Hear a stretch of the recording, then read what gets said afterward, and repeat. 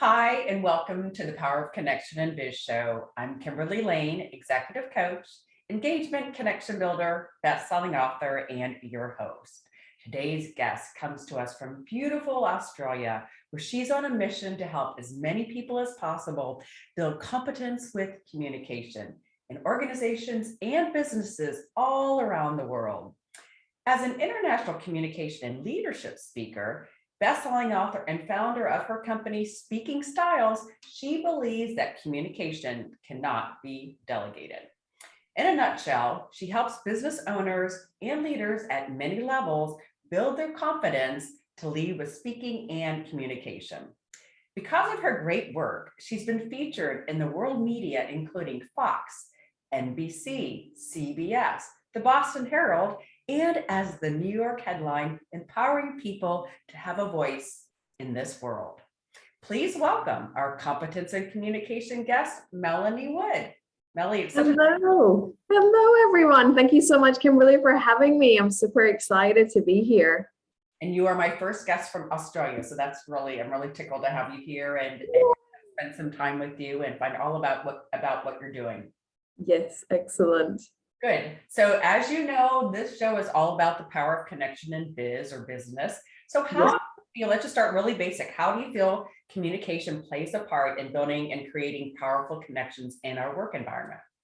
I think it's a huge part that even though we're in other sides of the world, communication is still so key to grow a business, to grow a workplace. If we're not communicating with each other, we're not having human connections, I don't believe that anything will actually grow, but we need to be able to speak.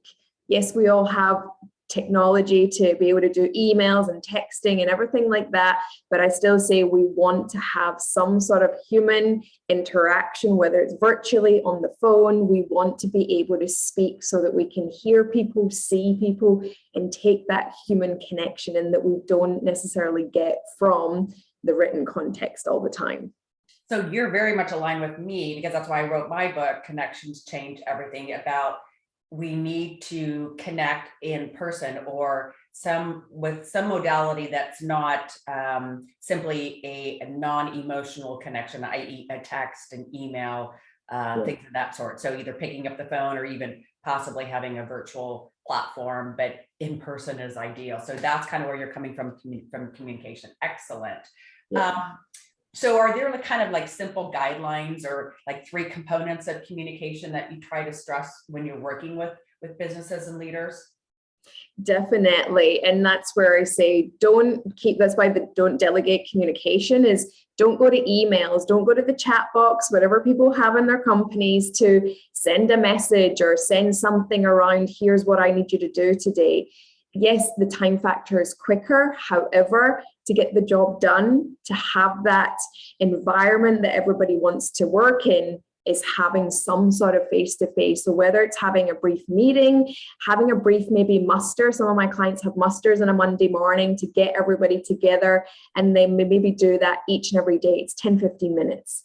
And that's a physical in person or virtually as well. So I'd say regular touch points throughout the week that people get to be with each other, communicate, people get to understand what it is that is expected of them. And then, yes, emails definitely serve a purpose. However, if it's something that you really need to communicate, then pick up the phone. I find that it's actually so much quicker to do that. Yes. When I'm coaching, I give some guidelines and rules, if you will, around, when is it appropriate to use an email? When is it appropriate to use a text? I mean, I hate when people put a long, lengthy text, that's kind of text to me is, are we meeting? Are we still on? Emails more like, I need to get your opinion about what we discussed in our meeting, or these are the follow-up notes. And like you mentioned, if there's something, you're presenting something to somebody for the first time, that your idea might not be well received, or they're probably going to have some questions.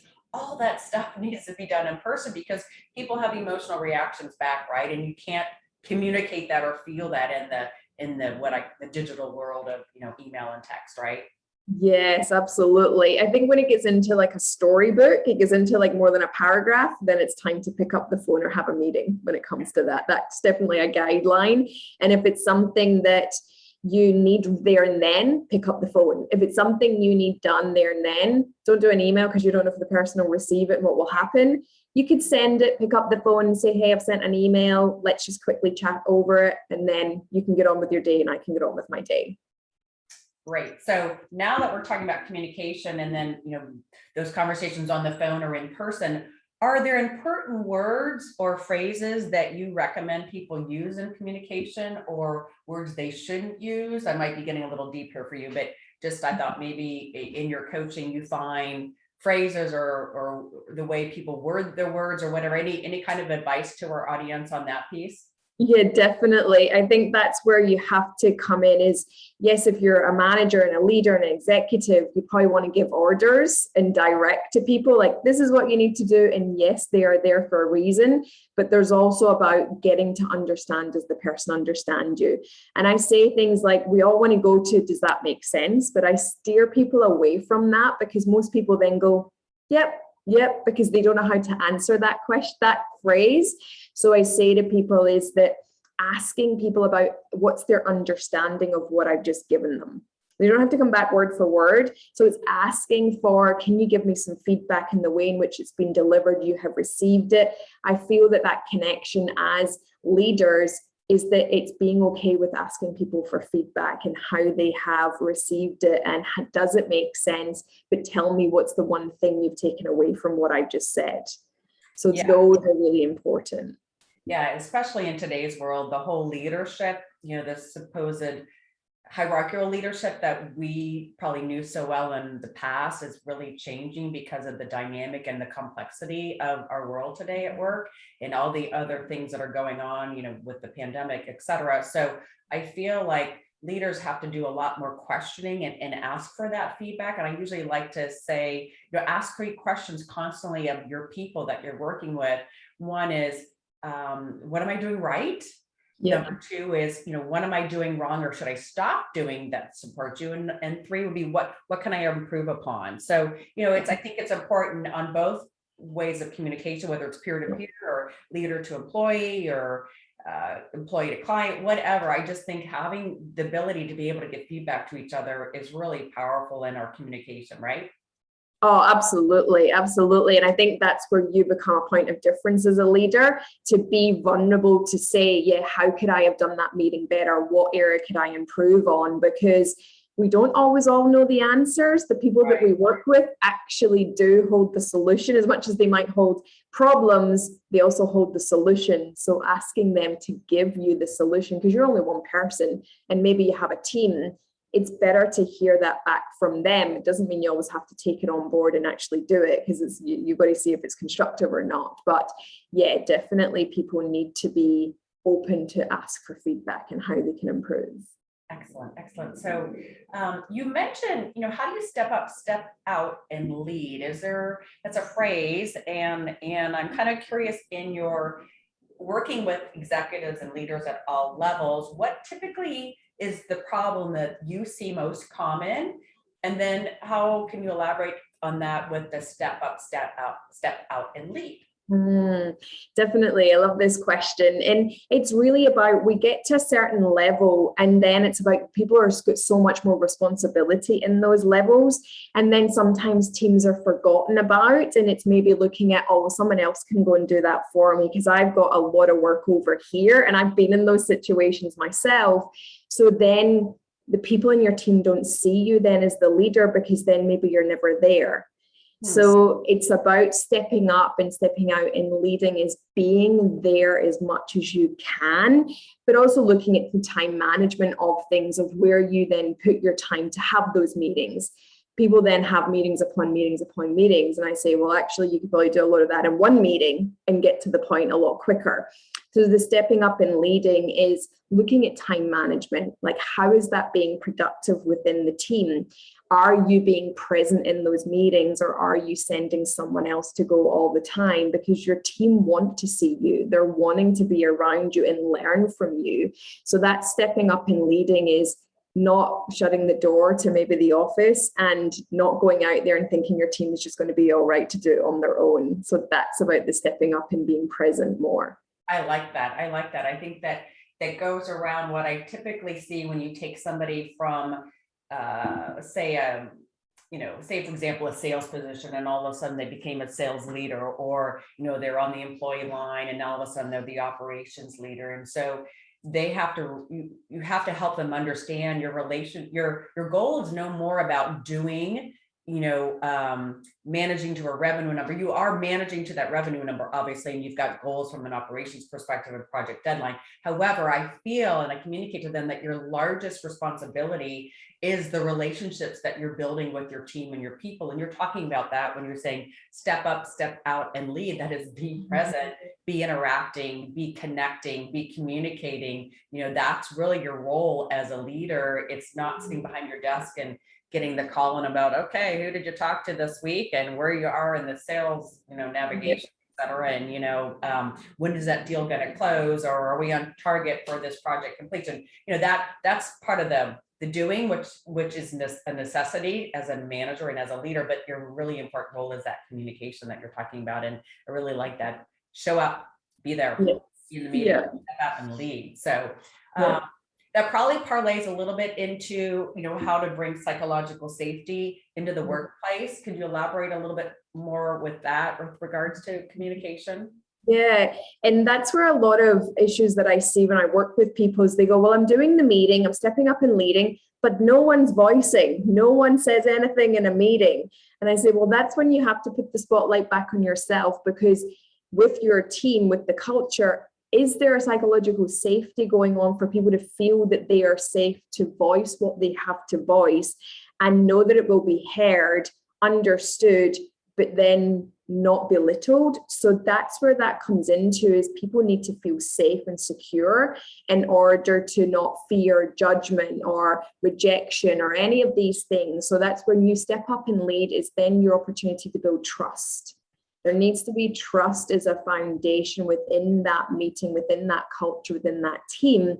And it is also about coming back to being vulnerable, to share, to also share that you're a human being. We're all human beings. And, we can't we want to be separate from everybody and go, well, I'm an executive, you're an employee over here. You're actually no different to everybody else in that room, because you have your own set of fears and everything else going on. It's not to say you're going to divulge everything, but it's saying, as a human connection, these are some things that you might be dealing with. Gain the trust, and then people will start to actually share their ideas and how to work with that. Getting your mission, getting your values, getting all of those things out, expectations, boundaries, that will all bring that safety and trust into an environment.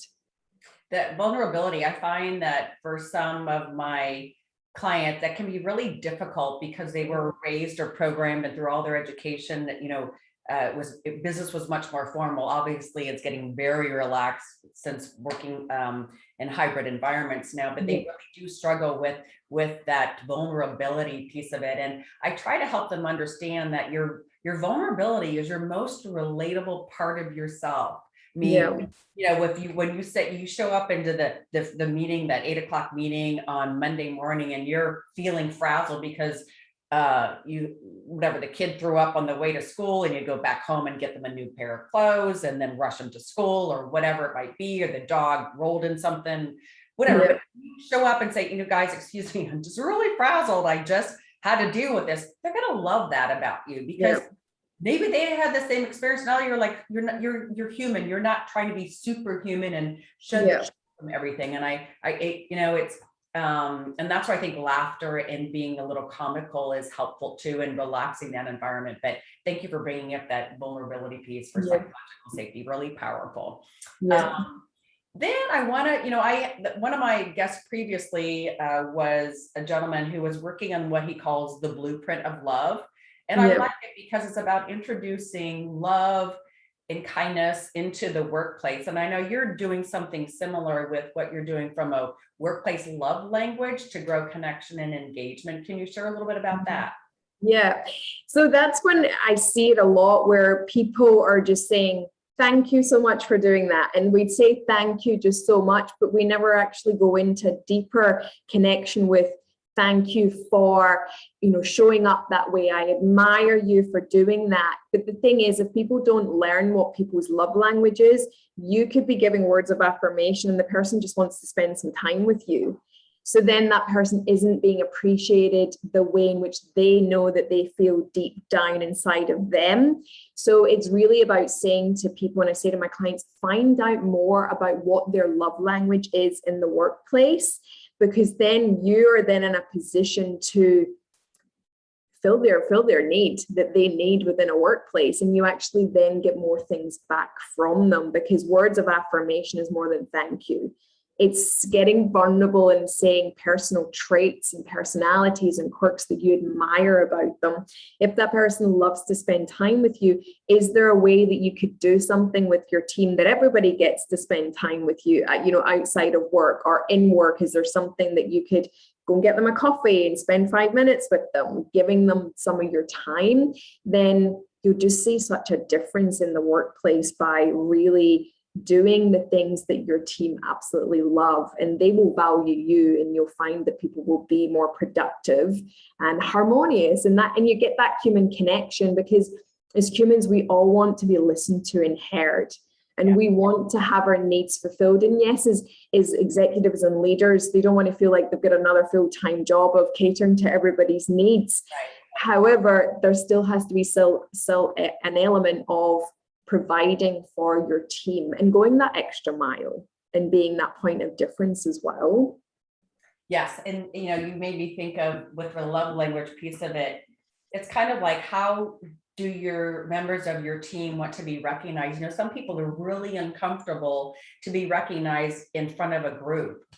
They rather be recognized individually or with a certificate. And some people prefer the monetary piece of it versus, pat on the back or a promotion, et cetera. Some might prefer that you recognize, them or announce their promotion by calling their significant other and announcing first to the significant other and then announcing to you in the room. And, there's different ways that people will resonate and really value how you're recognizing what they are doing and affirming their good work, right? Yeah, absolutely. Absolutely. So we're approaching the end of our time together. And I always like to ask my guests, is there something else you'd like to share with our audience before we have to say goodbye? Definitely. I think as well of when we talk about communication, when we can come out of the noise and the busyness of our minds with all of the things that you need to get done, and then suddenly someone comes to ask you a question and then you go into like, I don't have time for this, or you say it in a way that's maybe not appropriate because it's been in a moment of when you weren't ready for it. And I think it is the quote behind me says, like, wherever you go with all your heart, come out of your head, take a pause, and then think, is this going to be heartfelt in the way in which I need to say it? So yeah, wherever you go with all your heart when you're communicating with people. I love that. Wherever you go with your heart in communication. I love that. And communication cannot be delegated, right? Yeah. So I do know, Melanie, you have a special promotion that I will also share with our guests in the show notes. It's called Become the Butterfly, 15 Steps to Make Your Public Speaking a Success. So I'm going to go ahead and share that for everybody through your speaking styles, if that's okay. Yes, thank you so much. Okay, good. So I would like to thank our wonderful listeners. Such a joy to see your reviews. And thank you for subscribing to the Power of Connection and Biz Show.